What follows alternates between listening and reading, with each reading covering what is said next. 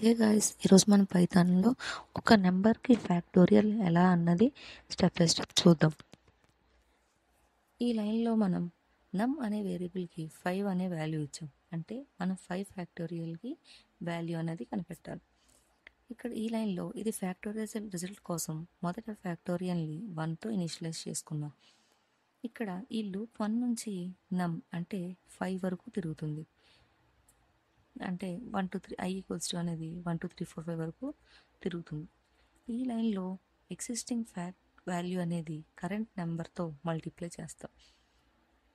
అంటే for example 1 × 1 వచ్చినప్పుడు 1 వచ్చిన ఫ్యాక్టోరియల్ వాల్యూని నెక్స్ట్ నెంబర్తో మనం మల్టిప్లై చేస్తాం.